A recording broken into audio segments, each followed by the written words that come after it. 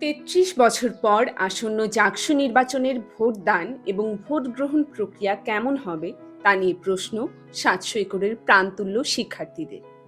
সকল প্রশ্ন নিয়ে আমাদের এই আয়োজনে থাকছে যাবতীয় উত্তর। জাকসু নির্বাচনে ভোটারগণ একটি অবাধ, সার্বজনীন ও গোপন ভোটদান প্রক্রিয়ার মাধ্যমে জাকসু নির্বাচন ২০২৫-এ অংশগ্রহণ করবেন। জাকসু নির্বাচন কমিশনের পরিচালনায় নির্বাচনের মাধ্যমে কেন্দ্রীয় সংসদ থেকে ২৫ জন এবং হল সংসদ থেকে ১৫ জন প্রত্যক্ষ ভোটের মাধ্যমে নির্বাচিত হবেন। উল্লেখ্য যে জাহাঙ্গীরনগর বিশ্ববিদ্যালয়ের মাননীয় উপাচার্য, কেন্দ্রীয় শিক্ষার্থী সংসদের সভাপতি এবং হল প্রাধ্যক্ষ সংশ্লিষ্ট হল সংসদের সভাপতি হিসেবে দায়িত্ব পালন করবেন। চলুন এবার দেখে আসি কিভাবে একজন ভোটার ভোটদান প্রক্রিয়া সম্পন্ন করবেন। সকাল ৯টায় শুরু হবে ভোট গ্রহণ।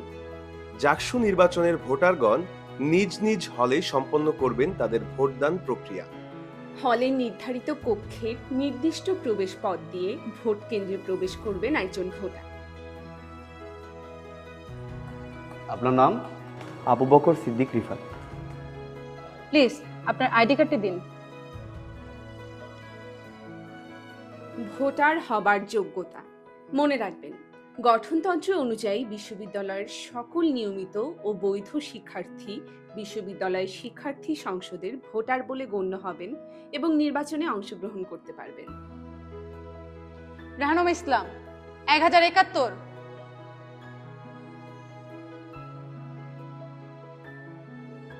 পোলিং অফিসারের কাছ থেকে আপনার ব্যালট পেপারটি সংগ্রহ করুন।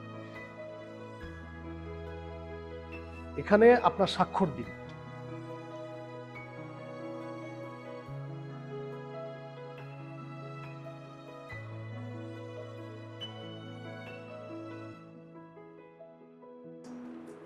চারটি ব্যালট কেন স্যার? কেন্দ্রীয় সংসদ নির্বাচনে প্রার্থী বেশি থাকার কারণে 3টি এবং হল সংসদ নির্বাচনের জন্য একটি ব্যালট দেয়া হয়েছে। ও আরেকটি কথা, ভোট প্রদানের জন্য আপনাকে আপনার পছন্দ মতো প্রার্থীর নামের পাশে বল পয়েন্ট কলম দিয়ে টিক চিহ্ন দিতে হবে। তারপর সেই ব্যালট পেপারটি সুন্দর করে ভাঁজ করতে হবে। এরপর নির্দিষ্ট ব্যালট বাক্সে ফেলবেন। তাহলে আপনি এবার গোপন কক্ষে যান, আপনি আপনার মূল্যবান ভোটটি প্রদান করুন প্লিজ। ধন্যবাদ ম্যাম। ভোট প্রদানের ক্ষেত্রে অবশ্যই আপনাকে খেয়াল রাখতে হবে যেন একই পদের দুইজন প্রার্থী কিংবা একজন প্রার্থীর নামের পাশে একাধিকবার টিক চিহ্ন না পড়ে। তাহলে আপনার ভোটটি বাতিল কিংবা নষ্ট বলে গণ্য হবে। ভোট প্রদানের পর ব্যালটটি এমনভাবে ভাঁজ করবেন যাতে শুধু ব্যালটের পেছনের খালি পৃষ্ঠা দেখা যায়।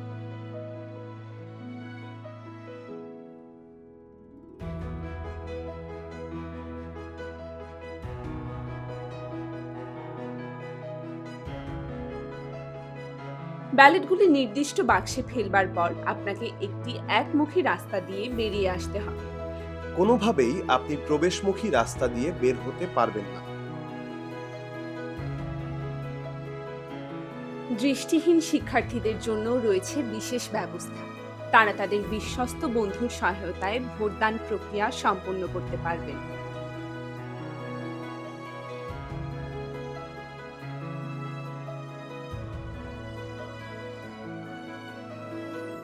এই সম্পূর্ণ প্রক্রিয়া পর্যবেক্ষণ করবেন একজন দায়িত্বপ্রাপ্ত রিটার্নিং অফিসার।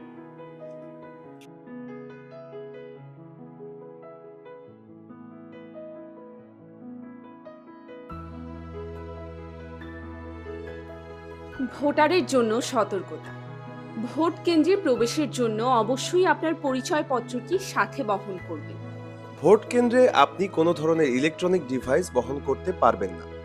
যদি আপনার সাথে কোনো ধরনের ইলেকট্রনিক ডিভাইস থাকে তাহলে সেটি অবশ্যই নির্দিষ্ট স্থানে জমা রাখবেন। ভোট কেন্দ্রে প্রবেশের পর দয়া করে কোনো অপ্রয়োজনীয় কথা বলবেন না। ভোট গ্রহণ কার্যে নিযুক্ত ব্যক্তিদের সাথে অশোভন আচরণ করবেন না। ভোট গ্রহণ কিংবা ভোট কেন্দ্র সম্পর্কে যদি কোনো অভিযোগ থাকে তাহলে অবশ্যই তা লিখে নির্দিষ্ট অভিযোগ বাক্সে জমা দিতে পারেন। একাধিক ভোটার একই সাথে ভোট কেন্দ্রে প্রবেশ করবেন না। একজনের ভোট অন্যজন দিতে যাবেন না। জাহাঙ্গীরনগর বিশ্ববিদ্যালয়ে বহুল কাঙ্ক্ষিত জাকসু নির্বাচন অনুষ্ঠিত হতে যাচ্ছে। আমরা আশা করছি সকল শিক্ষার্থীরা স্বতঃস্ফূর্তভাবে এই নির্বাচনে ভোট প্রদান করবেন এবং সকলের অংশগ্রহণে একটি উৎসবমুখর পরিবেশে নির্বাচনটি সম্পন্ন হবে। অনুরোধ থাকবে তারা যেন নির্বাচন কমিশনের পক্ষ থেকে যে পদ্ধতি এবং নীতিমালাগুলো উপস্থাপন করা হয়েছে সেগুলো অনুসরণ করে ভোটে অংশগ্রহণ করে এবং প্রত্যেক প্রার্থীর ভোট অত্যন্ত গুরুত্বপূর্ণ। আমি শুভকামনা রাখছি।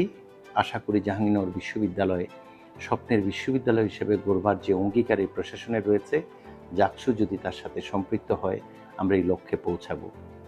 আগামী 11ই সেপ্টেম্বর জাকসু নির্বাচনে আপনার স্বতঃস্ফূর্ত অংশগ্রহণের মাধ্যমে জাহাঙ্গীরনগর বিশ্ববিদ্যালয়ের শিক্ষার্থীদের আগামী সুন্দর হোক এবং একটি স্বচ্ছ ভোটদান প্রক্রিয়ায় শিক্ষার্থীদের মৌলিক অধিকারগুলো নিশ্চিত হোক, এই আমাদের কাম্য।